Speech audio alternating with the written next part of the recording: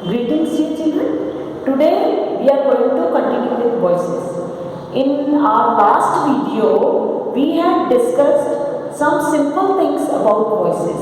Voices का introduction हमने इतना ही सीखा था पिछले हमारे वीडियो में कि भाई किस तरह से इंट्रोडक्शन मतलब किस तरह से सब्जेक्ट ऑब्जेक्ट की जगह और ऑब्जेक्ट सब्जेक्ट की जगह यूज होता है, मतलब वॉइस किस तरह से चेंज होते हैं इंट्रोडक्टरी का। उसमें मैंने आपको प्रेजेंट सिंपल यानी प्रेजेंट इंडेफिनिट से लेके और पूरा फ्यूचर तक कि फ्यूचर में भी कितनी तरह से 8 तरह से हम लोग उसको टेंसेस को उनको वॉइसेस को चेंज कर सकते थे, वो हमने अपने पिछले वीडियो में डिस्कस किया था।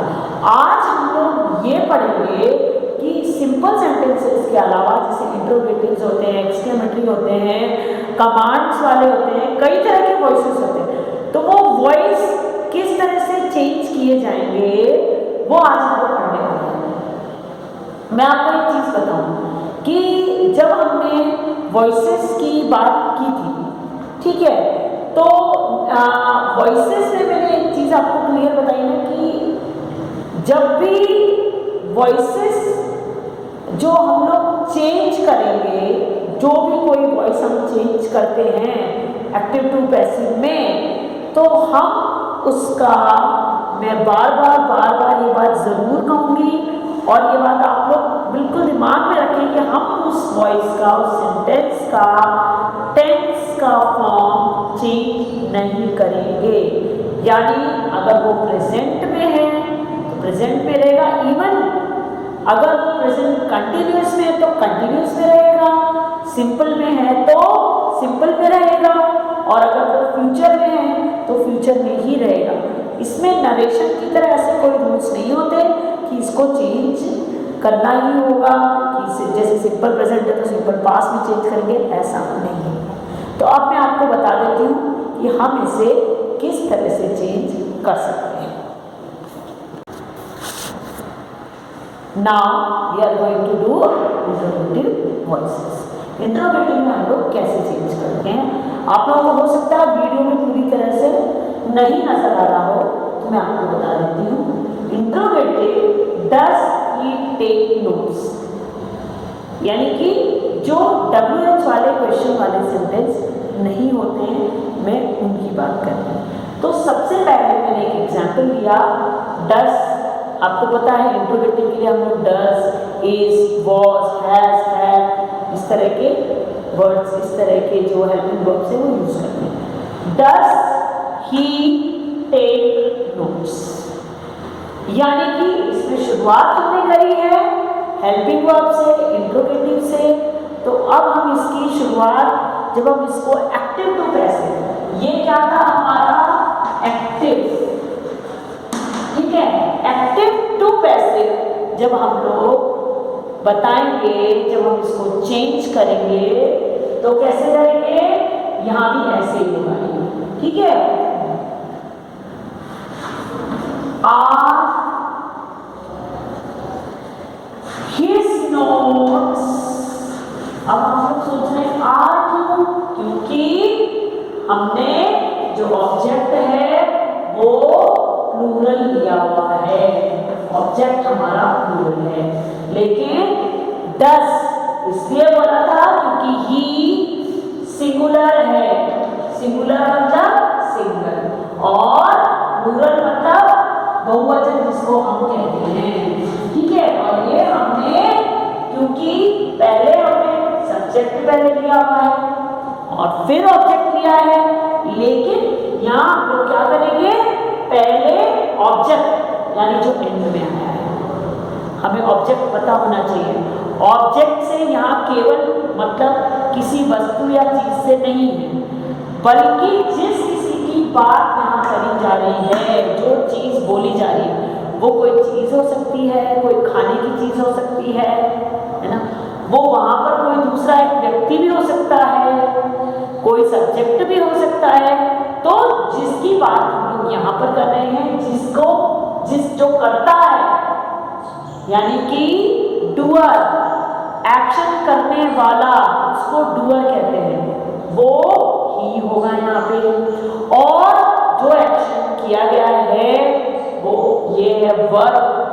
कि टेक लेना, ओके।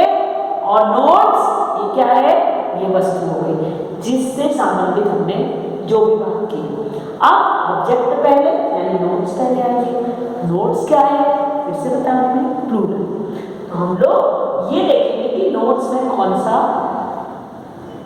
क्या आ रहा है, सिंगुलर है वो नोट्स की प्लूरल है, यानी बहुवचन है या एक वचन।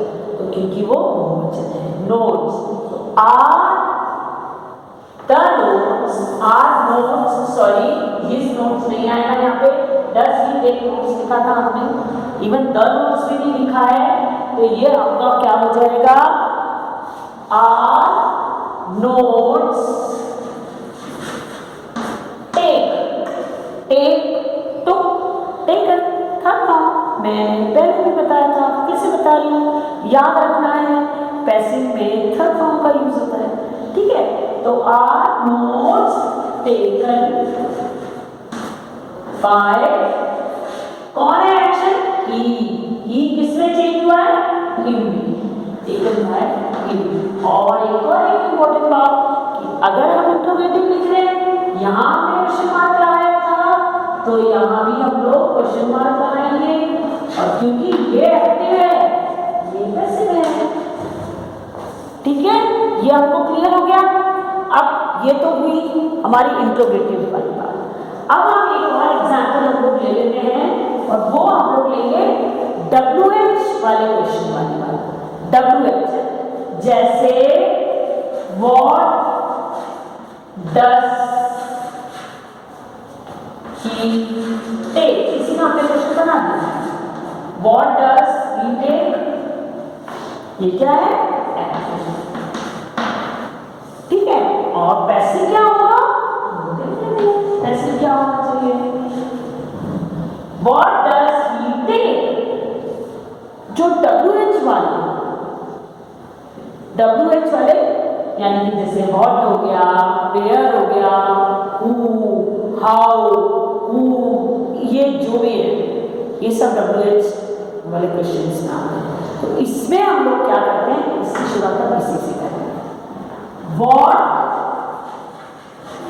is taken, क्योंकि what does he take, यहाँ पे कुछ भी ऐसा मेंशन ही नहीं है कि वहाँ पे what does he take, हम what is taken, क्योंकि कुछ मेंशन नहीं है प्लूरल सिंगुलर टाइप का। तो what is taken by him, आ गया समझ में। हम इसमें एक और एग्जांपल, ठीक है,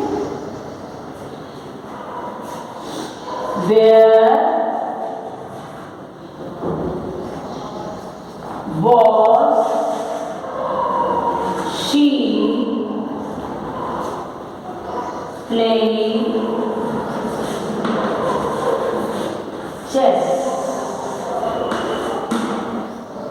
वह चेस कहाँ खेल रही थी। एक तो मैंने यहाँ पे ये वेयर कर दिया है, और दूसरा कंटिन्यूअस फॉर्म आपको याद दिलाने के लिए कि हर उसमें कंटिन्यूअस में कंटिन्यूअस, परफेक्ट में परफेक्ट, सिंपल प्रेजेंट में सिंपल प्रेजेंट, सिंपल पास्ट में सिंपल पास्ट, फ्यूचर में फ्यूचर, उसी तरह से चेंज होगा। वो रूल्स हम लोग एक बार उसको अच्छे से अपनी वर्कबुक में भी देखेंगे और पढ़ेंगे। ये स्पेशली मैं 12th की जो वर्कबुक है आपकी प्रिस्क्राइब, उसकी बात कर रही हूँ, ठीक है। तो अब हम लोग क्या करेंगे, where was she playing chess, तो वेयर से शुरू होगा, हमने बताया कि हम लोग जो भी व्हाट, वेयर, जो WH वाले हैं उनको हम WH वाले क्वेश्चन से ही where was chess.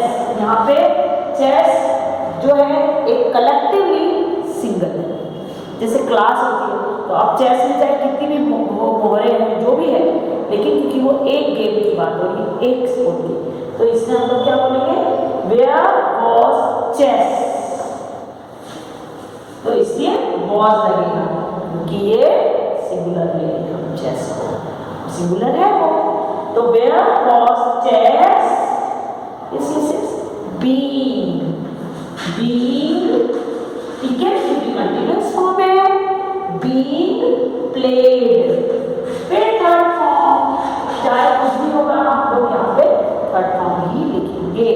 played by, she का क्या हो रहा है, her, she will change into her, played by her।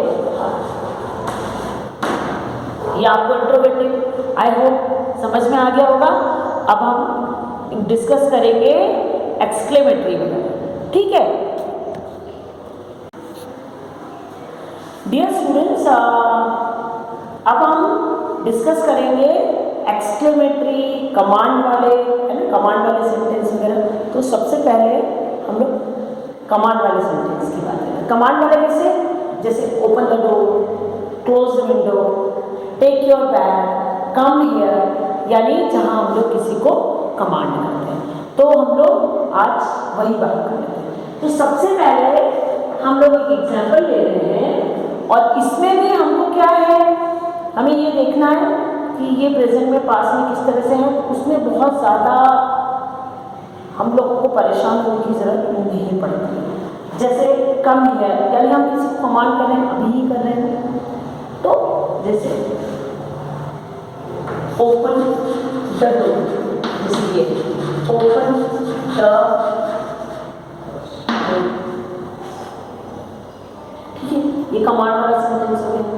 किसी को कमांड कर रहे हैं तो क्या लेट, ये सारे कमांड वाले सेंटेंस हम शुरू करेंगे। Let, let the door be open,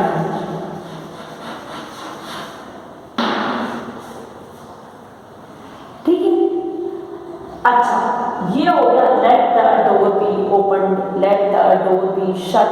अगर यहाँ शट द डोर इज, अभी मैंने आपको बोला था कम हियर, सपोज हम उस कम हियर को थोड़ा सा और बढ़ाते हैं और यहाँ हम कह देते हैं प्लीज कम हियर। अच्छा, तो यहाँ हम लोग, क्योंकि हम सेकंड पर्सन, हम फर्स्ट पर्सन, जो बोलता है आई बी, हम फर्स्ट पर्सन में आते हैं आई, मैंने बोला, मैंने कमांड करी है। और मैं किसी तीसरे पर्सन की बात करूँगी तो वो थर्ड पर्सन का, ही शी इट कोई भी। लेकिन अगर मैं बोल रही हूँ ना कम है, यानी मैं आपको बोल रही हूँ सेकंड पर्सन, ठीक है। फर्स्ट पर्सन जिससे बात कही जाती है वो सेकंड पर्सन, और जिसकी बात कही जाती है वो थर्ड पर्सन। तो मैंने क्योंकि आपको यानी सेकंड पर्सन को बोला है, तो यहाँ हम लोग ऐसे चेंज कर सकते हैं, प्लीज कम हियर, है ना। तो प्लीज कम हियर हो जाएगा आपका, ये कैसे चेंज होगा, एक्टिव टू पैसिव में। यू आर, ऐसे यू आर क्या आएगा, यस, आपने सही पहचाना। प्लीज क्या है, रिक्वेस्ट, ये हो जाएगा you are requested to come here, ठीक है। और एक्सक्लेमेटरी में भी कोई बहुत ज्यादा फर्क नहीं आएगा। अगर अपन ऐसे बोलते, मान लो कि go and see the doctor, you are advise to see the doctor. Go and do your work, you are instructed to do your work. समझ में आया। और अगर मैंने अभी आपको बोला एक्सक्लेमेटरी टाइप का कुछ होता है, तो हम उसको क्या करेंगे, जैसे may you live long, you are, yes, हम अपने हिसाब से इसको लिख सकते हैं, क्योंकि हम मे से क्या करते हैं, ये ना मॉडल ऑक्सिलरी मे, इसको हम किसके लिए करते हैं यूज, एक तो रिक्वेस्ट के लिए। कैसी रिक्वेस्ट, जब हम कोई फॉर्मल रिक्वेस्ट करते हैं ना, फॉर्मल परमिशन लेते हैं, उसके लिए फॉर्मल परमिशन, रिक्वेस्ट से मेरा मतलब परमिशन से था। और दूसरा विश के लिए भी बोलते हैं, पर्पस के लिए भी बोलते हैं, लेकिन यहाँ हम इसको विश के लिए, मैं यू बिलोंग, है ना। तो you are wish to live,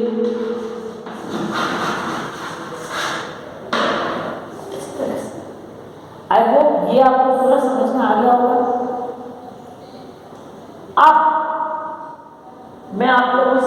कहूँगी कि आपकी स्पेशली जो 12th स्टैंडर्ड है, मैं MP बोर्ड 12th वाले बच्चों की बात कर रही हूँ, उनकी जो प्रिस्क्राइब्ड वर्कबुक है उसमें जितनी भी एक्सरसाइजेज हैं जो कि पेज नंबर 74, 75, 76, 77 वगैरह पे दी हुई हैं, वो सारा उसमें रूल्स भी दिए हैं, किस तरह से उसको यूज़ करेंगे, कैसे चेंज करेंगे, ठीक है, किसको कैसे चेंज करेंगे, प्रेजेंट है तो कैसे चेंज होगा, सिंपल प्रेजेंट है तो कैसे चेंज होगा, पास्ट प्रेजेंट पास्ट है सिंपल पास्ट तो कैसे चेंज करेंगे, वो सारे रूल्स भी दिए हैं। तो एक बार हमारे लिए वो रूल्स पढ़ना ज़रूरी है, और उसके अलावा रूल्स के अलावा हमें ये भी देखना चाहिए कि वो किस तरह से चेंज हो रहे हैं। तो वो सारे रूल्स हम वो प्रैक्टिस कर लेंगे तो और ज़्यादा, जो उसमें वर्कबुक भी दिया है, इसके अलावा कोई भी ग्रामर की बुक में अगर हमें वॉइसेस चेंज करने को होते हैं तो हमें वो प्रैक्टिस ज़रूर करनी चाहिए। ग्रामर जितनी भी है, जो फंक्शनल ग्रामर है, वॉइसेस हैं, नरेशन है, टेंसेस हैं, ठीक है, ये हम लोग अगर बराबर से प्रैक्टिस करते रहते हैं तो ये हमारे लिए ज़्यादा अच्छा हो जाता है। और एक बात, मैंने इसलिए पहले आपको टेंसेस से शुरुआत करी थी, तो आप लोग मेरे टेंसेस वाले वीडियोस अगर आपको नहीं समझ में आ रहा है, पहले एक बार मैं सजेस्ट करूँगी कि आप लोग मेरे टेंसेस वाले वीडियोस देख लें, ठीक है, और उसके बाद में हम लोग वॉइसेस और मॉडल्स, नरेशन ये सब करते हैं, क्योंकि टेंसेस हमारी बेस है, उससे हमें पता लगता है कि एक्चुअली सिंपल प्रेजेंट क्या है, सिंपल फ्यूचर क्या है, या पास्ट परफेक्ट क्या है। तो वो अगर हमारी बेस स्ट्रांग होती है तो फिर हम वॉइसेस में हमको बिल्कुल दिक्कत नहीं आती किसी भी तरह की। मैं आपको वॉइसेस के लिए फिर से एक बात बोलूँगी कि वॉइस में जैसा लिखा है केवल उसके कहने का तरीका चेंज होता है, ठीक है, लेकिन वो वैसा का वैसा ही चेंज होगा। Okay, thank you.